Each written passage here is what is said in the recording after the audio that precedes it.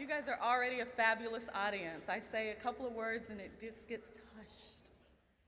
So greetings and welcome to the National Communication Association's annual Presidential Address and Awards Ceremony, sponsored by Taylor and Francis. My name is Dr. Jeanetta Sims, and I serve as the first Vice President and primary convention planner for y'all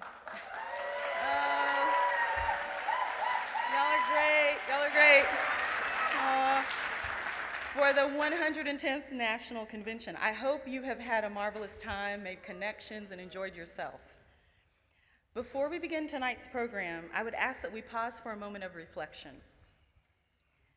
NCA would like to acknowledge that the land on which we gather for the 110th Annual Convention in New Orleans in Louisiana is the ancestral and unceded territory of the Choctaw, Hauma, Chitimacha, Tunica, Biloxi, and Bobancha people, past and present. NCA acknowledges that it is often gathered upon unceded lands and that those gatherings manifested the exclusions and erasures of many indigenous peoples. We acknowledge the grave harm that colonialism brought to these lands, in particular, the erasure of both indigenous and African identities via slavery and via racist laws that segregated all peoples into binary classifications of white and black. This acknowledgement demonstrates our commitment to beginning the process of working to dismantle the ongoing legacies of settler colonialism.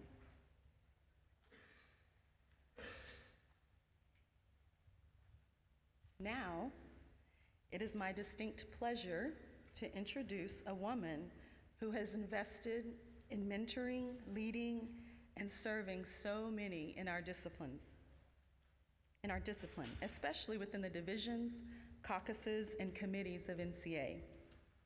Dr. Marnel Niles Goins is the Dean of the School of Communication at American University in Washington, D.C. Prior to her transition to American University, she served as professor and dean at Marymount University and served as professor and graduate coordinator in the Department of Communication at Cal State University, Fresno. She earned her Ph.D. from Howard University in, yeah, I knew that was coming. I'm not sure if I'm allowed to say HU. I am from Oklahoma, but I've been to NCA enough to know that this is what happens.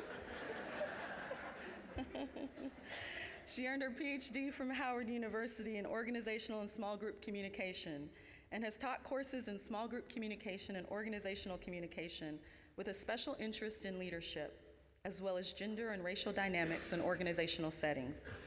She has numerous publications and serves on the editorial boards of Communication and Race and Women's Studies in Communication.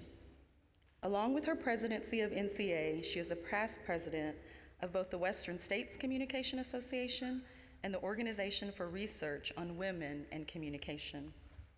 Please join me in welcoming NCA's 110th president, Dr. Marnel Niles Goins.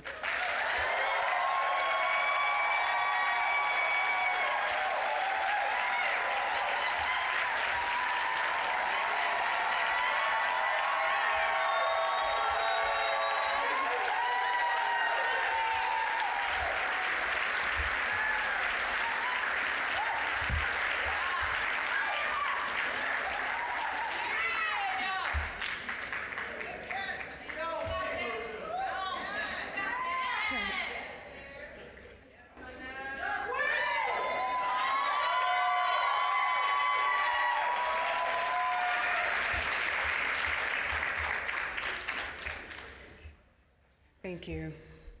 I am trying to get through this without crying. I don't think I'll be successful. Not because of me, but because of you. And so I thank you. The people of New Orleans embody resilience through their ability to rebuild and thrive despite legacies of racial covenants and the impact on the city, like natural disasters such as Hurricane Katrina. And the city's rich culture and dedication to preserving its heritage have been pivotal in its recovery and vibrancy.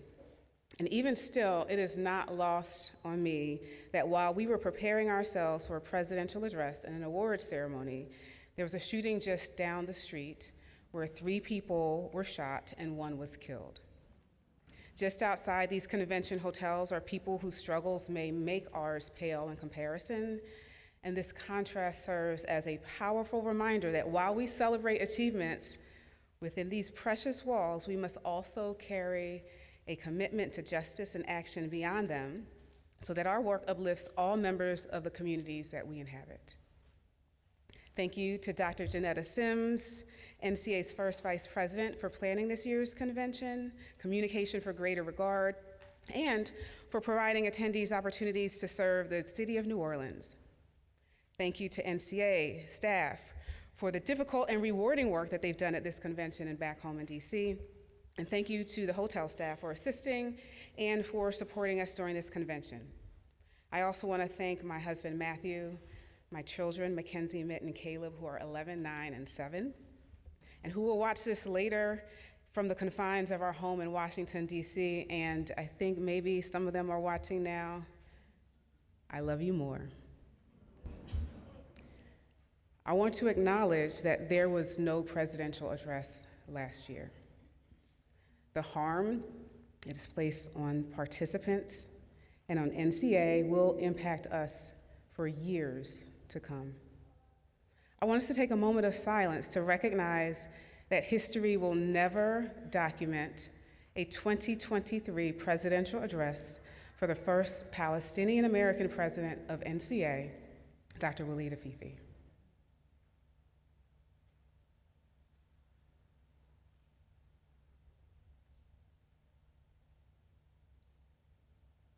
And so I begin.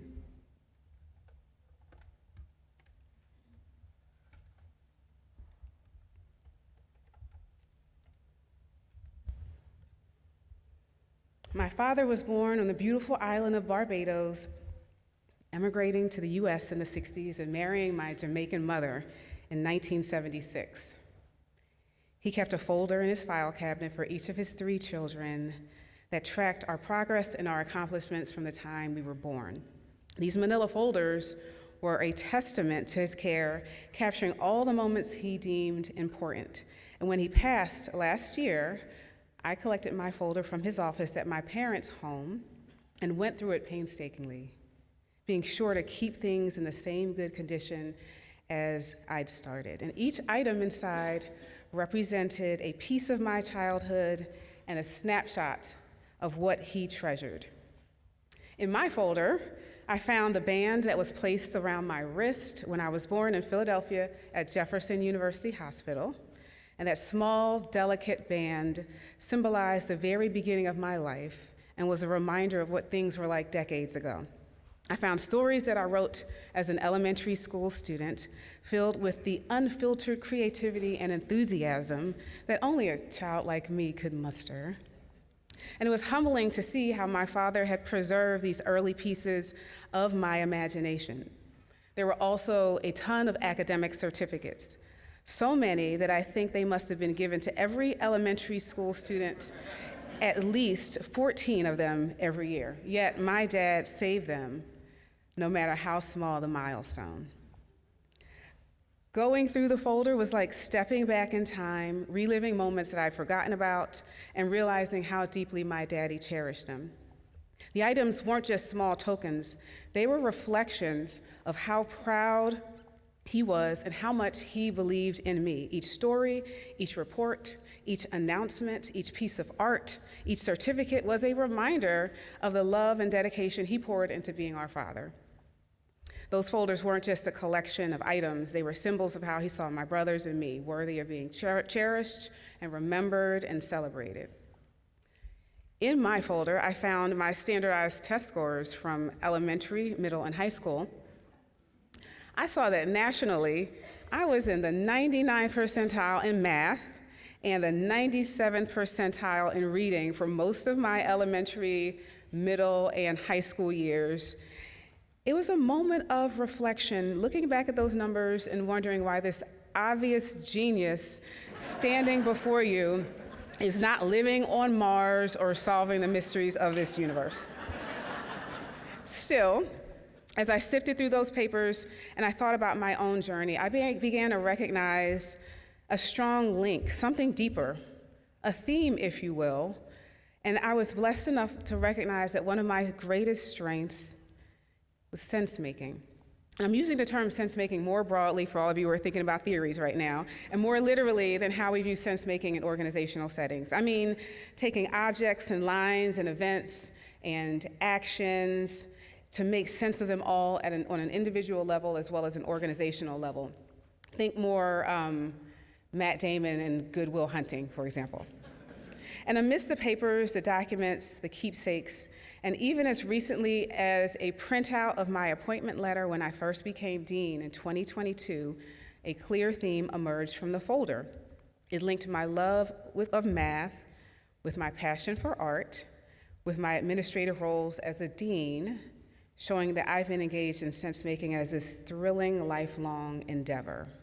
And this wasn't new, it was simply a part of who I'd always been. Give me a block of wood and a saw, and I'd create a makeshift airplane. Give me a piece of charcoal, and I'd produce a piece of still art.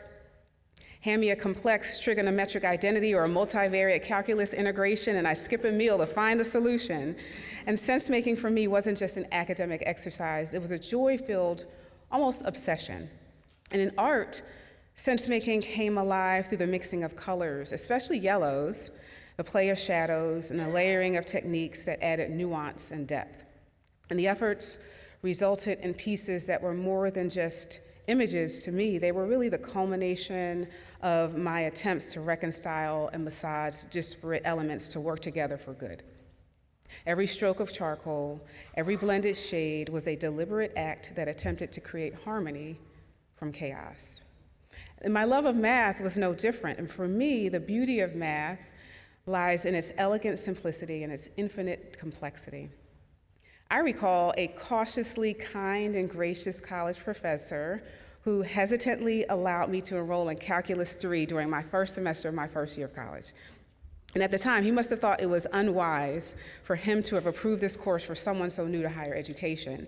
And yet, by the end of the semester, after seeing my grade and the ease with which I got through the course, he asked me several times to consider majoring in mathematics. Spoiler alert, I did not, though I did add it as a minor. And even though I did not take his advice, his recognition of my abilities really affirmed what I already somewhat knew, that for me, math was a natural language. It was a way to interpret the world.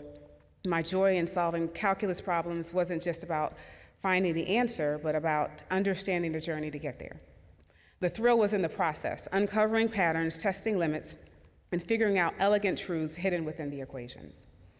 So how my brain processes information has allowed me to really do well, I think, academically, and then later in my career from assistant professor to full professor at Fresno State, and then as dean at Marymount University, and now as dean at American University in DC. And as dean, whether I'm budgeting or working with students, faculty, or staff, my goal is to make sure American University School of Communication thrives while making sense of what's important to each and every stakeholder. So looking back, when I see that sense-making is a theme, a core of who I am, whether it's art, whether it's math, whether it's in my career, it's about making connections, finding beauty in what may seem to be confusing, and working tirelessly to create meaning where it may not initially exist. My childhood projects, the academic pursuits, and even my professional milestones all shared that unifying thread.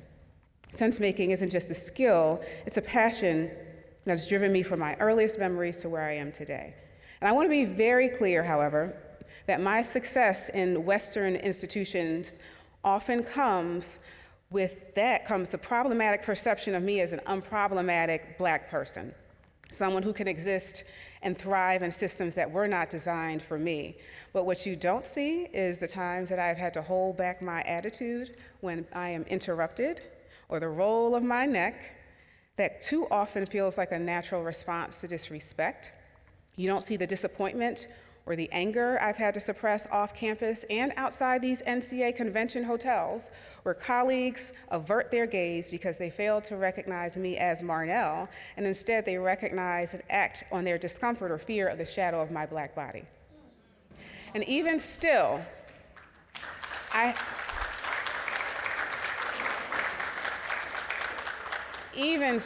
managed to make sense of this. I thought deeply about the complex and violent histories of this country, the higher education institutions in which we invest ourselves, and even our learned societies like NCA. I recognize the monumental work that has been done to allow me to stand here today as the first Black female president of this association.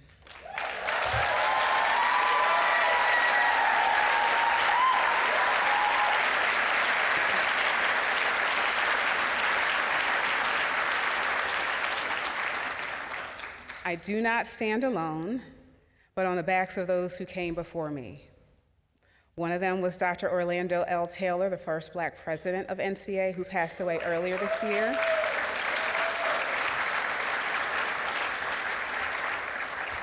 And when I was elected first vice president, he sent me the most beautiful bouquet of flowers to my office. The bouquet was so large that it took two of us to carry it to my car. To my husband, if he's looking right now, I'm pointing to these flowers as an example of what should be done in the future.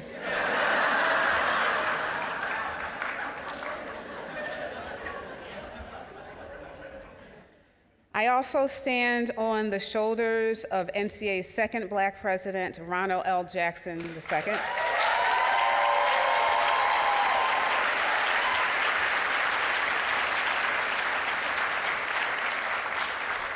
For those of you who know Ron, he does not know how to stop mentoring and has most recently established a Ph.D. pipeline project, opening doors for countless undergraduate communication students to navigate and thrive in academia. These leaders, both Dr. Taylor and Dr. Jackson, have paved the way for me and for so many others, and their work reminds me of the responsibility I carry to pay it forward.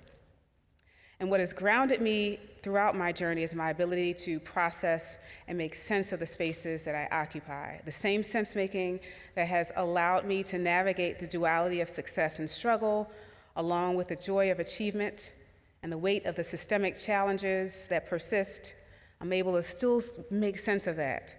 And I understand the importance of existing within these spaces while also challenging them. My presence here is not just about representation, but about transformation, honoring the work of those before me while building a path for those to come.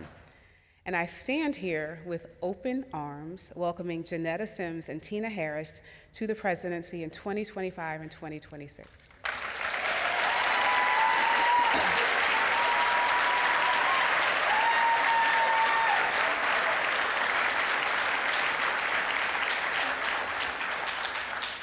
I cannot wait to see what they will do and the impacts they will make. No pressure. I bask in their light and love. Last year's convention in National Harbor, Maryland was filled with hope and a sense of purpose and light and love. I remember arriving on Tuesday feeling a mix of excitement and anticipation. I was struck by the stunning convention-themed signage of freedom covering the halls. The radiant theme colors of pink and orange and blue were a physical manifestation of the work we had poured into making the convention unforgettable.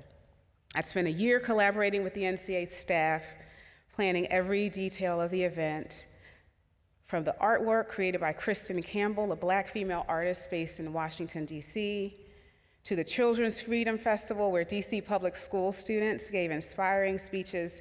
Every element was thoughtfully curated. There were so many additional highlights.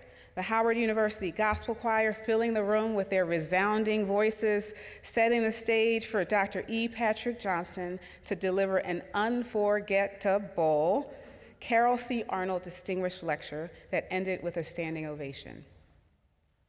And the overall spirit of togetherness permeated the convention. Those moments were not just events, they were the embodiment of freedom and what it represented. There was hope, and there was happiness, and there was joy. And I remember on Sunday morning around 1:48 a.m., walking slowly through the nearly empty convention space.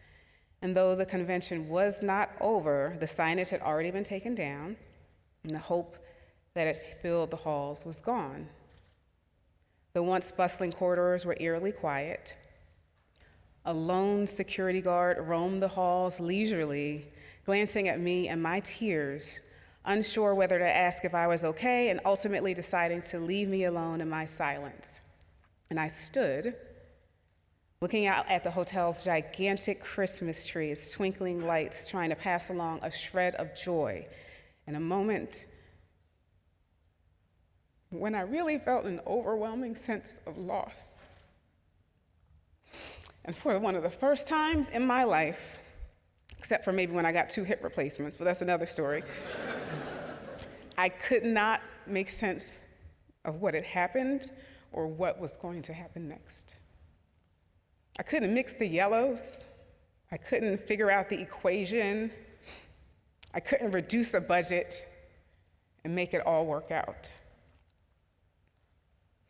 And that night, my family joined me at the hotel, and after the kids had fallen asleep, I sat with my husband and I shared pieces of what had happened. I didn't have the words to articulate everything I felt, but I shared what I had. And after listening quietly, he said to me, "Marnel, God wouldn't bless the first half of the convention and not the second." And his words, simple and profound, were a mustard seed of faith that slowly began to take root. His words allowed me to see what happened at last year's convention, not just as a series of events, but as a living, evolving entity. And NCA, in its own way, was sense-making too, trying to understand itself, its past, and its potential future. And this was not something I alone could make sense of. It was bigger than me, it was bigger than the rest of the executive committee, and it required all of us, every single member of the association, to lean in and make meaning together. In thinking about NCA, let us consider its own manila folder, tattered from over 100 years of existence, struggling and thriving, and finding its relevant and necessary place.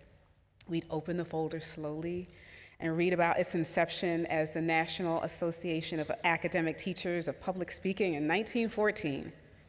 And we'd see its evolution to the National Association of Teachers of Speech in 23, and then to the Speech Association of America in 1946, and later to the Speech Communication Association in 1970. And within the folder's pages, we note the ongoing push by its members, our members, to expand beyond viewing communication as solely public speaking. And these persistent efforts to broaden the scope and embrace the diversity of the field finally led to the changing of our name to the National Communication Association in 1997. We would consider NCA's storied history with Black people and women that led to the formation of the Black Caucus and the Women's Caucus in 1969 and 1970. And these were pivotal moments in the association's journey, driven by the need to address systemic inequities and work toward greater representation in the association for our members, which we are still doing now. And I'd be remiss if I didn't shout out my uncle, my father's older brother, Dr. Lindry A. Niles, who helped found the Black Caucus and who ushered me into the field of communication.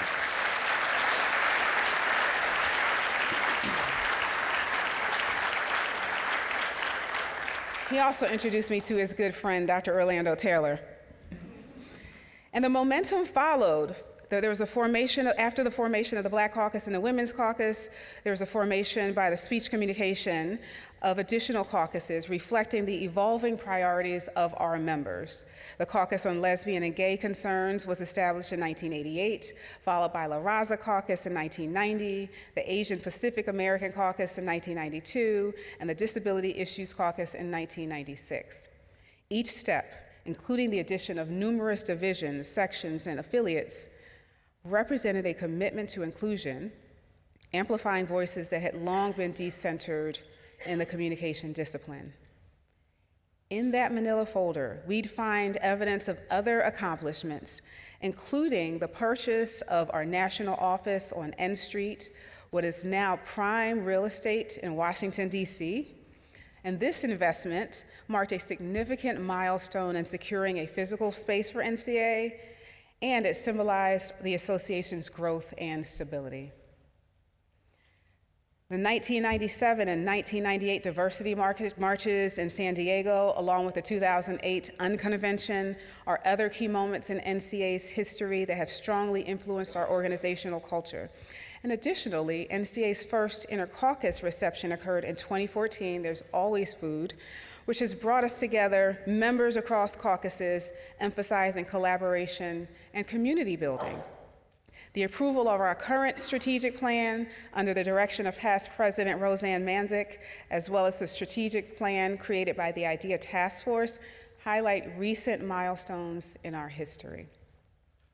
These milestones, along with so many others that I cannot highlight due to the lateness of the hour, tell a story of resilience, progress, and a dedication to making communication more inclusive and equitable. They reflect NCA's ability to adapt and grow, continually striving to better serve its members and advance the discipline. The history captured in these moments is not just a testament to where we have been, but a guidepost for where we aim to go. It reminds us that the work is ongoing, requiring a commitment from every member to continue shaping NCA's future. I'd argue that as an organization, the members and the volunteer leadership like the Legislative Assembly and the staff are engaged in traditional understanding of sense-making as we continue to wrestle with who we are as an organization. I'd argue that wrestling with our identity just may be the common theme of our manila folder. We engage in understanding and questioning and caring and pushing so we don't remain the NCA of 1997 or 2024. That's what makes us special. And that's one of the primary reasons we'll continue to exist, because we are never completely satisfied with who we are as an organization.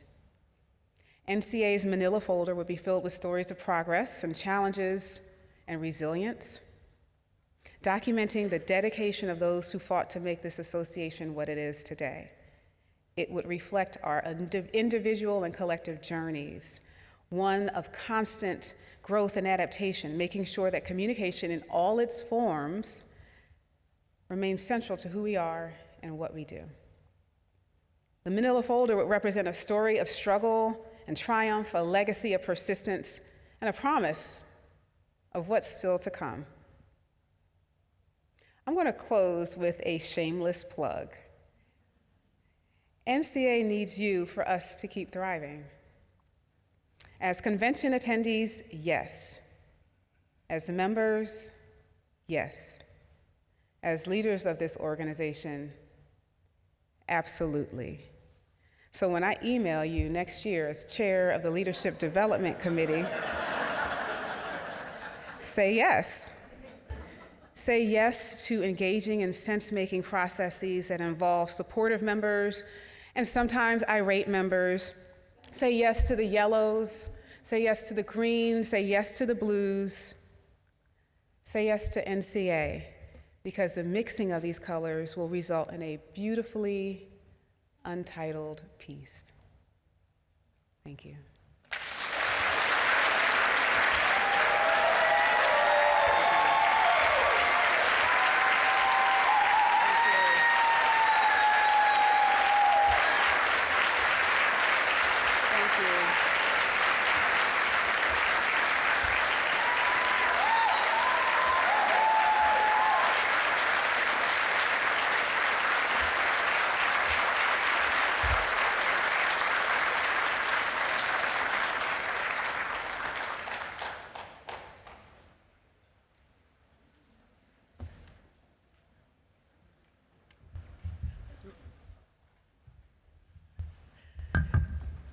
It is absolutely a joy and a dream to be present on such a beautiful historic night.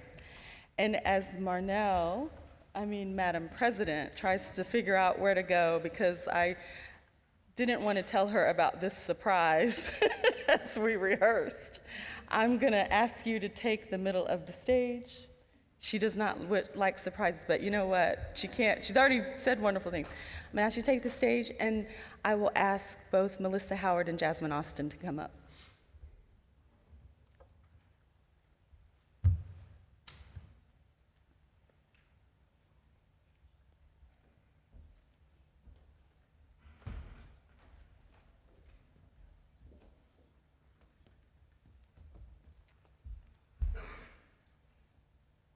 Good evening, NCA. I am Melissa Harris, and I am privileged to be a mentee of Dr. Marnel Niles Goins. I'm Dr. Jasmine Austin, and I'm also a mentee of Dr. Marnel Niles Goins. Proverbs 31 says, "Many daughters have done virtuously, but thou excellest them all. Favor is deceitful and beauty is vain, but a woman that fears the Lord, she shall be praised." So they say that little black girls need mentors, but big girls need them too.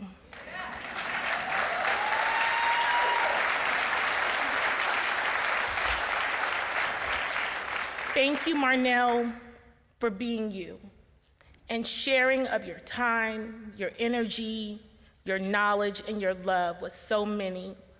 What you are to me and so many others, I cannot put into words. So I reached out to Jasmine. I said, Jazz, we have to do something for Marnel. And we went walking, and we picked up these pieces for you that we want as a reminder for you to understand how important you are to us. So this one is a depiction.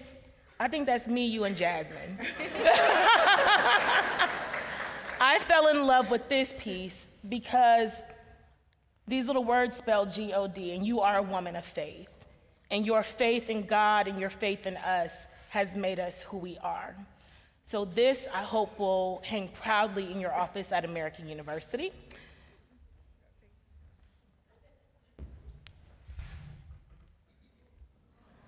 Yeah. I think this one just shows that Melissa and I are just two little fish in a pond of plenty of fishes that love you and will follow you and have been mentored by you, right? If you are one of these little fishes, please stand.